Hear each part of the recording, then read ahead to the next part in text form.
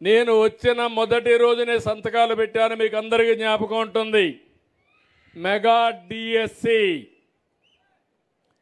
16,347 ఉద్యోగాలు.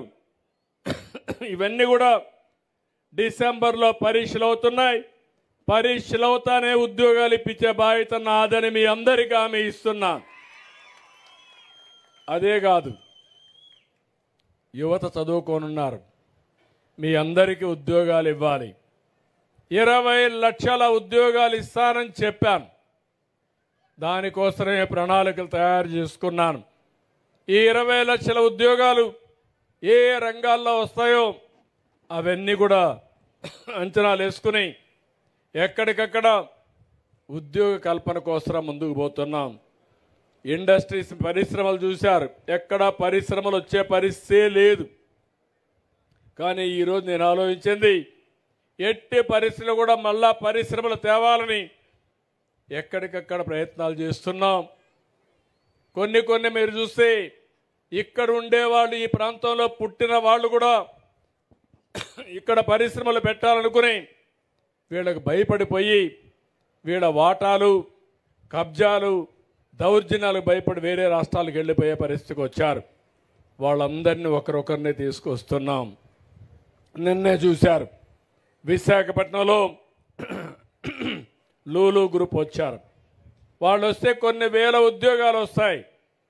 అదే మాదిరిగా పరిశ్రమలు మన ప్రాంతంలో మీరు చూస్తే రాయలసీమని గ్రీన్ ఎనర్జీ హబ్గా సోలార్ కానీ విండ్ కానీ ఈ రెండు కరెంట్ ఉత్పత్తి చేసే పరిస్థితికి వస్తుంది.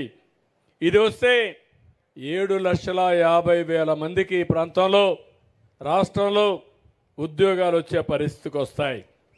అందుకే ఇంకొక పక్క ఆలోచించాను, గవర్నమెంట్ ద్వారా ఉద్యోగాలు ఇస్తాం, ప్రైవేట్ ద్వారా ఉద్యోగాలు ఇస్తాం. ఇవి కాకుండా ఇప్పుడు అడిగాను, ఈ ఊరిలో 10 మంది 15 మంది వేరే ప్రాంతాల్లో పనిచేస్తున్నారు, అమెరికాలో కూడా పనిచేస్తున్నారు. సాంబశివారెడ్డి కొడుకైతే అమెరికాలో, వేణు అయితే అమెరికాలో పనిచేస్తున్నాడు. కానీ ఈ ఊరిలో ఉండేవాళ్ళు కొంతమంది ఇక్కడే ఉన్నారు. నేను అందుకే కొత్త ఆలోచన చేస్తున్నాను. ఎన్నికలప్పుడు కూడా చెప్పాను, వర్క్ ఫ్రమ్ హోమ్ అని. మీ ఇంట్లో కూర్చొని మీరు పనిచేసే విధానానికి శ్రీకారం చుట్టాలనేది నా ఆలోచన. ఇది చాలా దేశాల్లో ఇప్పుడిప్పుడే ప్రారంభమైంది. తప్పకుండా మీ ఊర్లో కూడా మీ కుర్రవాళ్ళతో సహకారంతో వర్క్ ఫ్రమ్ హోమ్ ఈ ఊరి నుంచి కూడా ప్రారంభించాల్సిన అవసరం ఉంది. అవసరమైతే ఈ ప్రాంతంలో మళ్ళీ వర్క్ స్టేషన్లు కూడా పెడతాం. ఇంట్లో నుంచైనా పని చేయొచ్చు, ఆఫీస్కి పని చేయొచ్చు. చాలా ప్రాంతాల్లో దీనికి బాగా ప్రాక్టీస్ చేస్తున్నారు. దీనివల్ల మంచి ఫలితాలు వస్తున్నాయి. నేను ఒకటే మీ అందరికీ చెప్పేది, ప్రతిరోజు నేను లెక్క వేయమన్నాను, కంప్యూటరైజ్ చేయమన్నాను. ఎవరెవరికి ఉద్యోగాలు ఇచ్చామో, ఏ కంపెనీలు ఇచ్చామో అవన్నీ కూడా లెక్కేసుకుంటూ నేను ఏదైతే చెప్పానో అది చేయడానికి ముందుకు పోతున్నానని చెప్పి కూడా నేను మీకు తెలియజేస్తున్నా.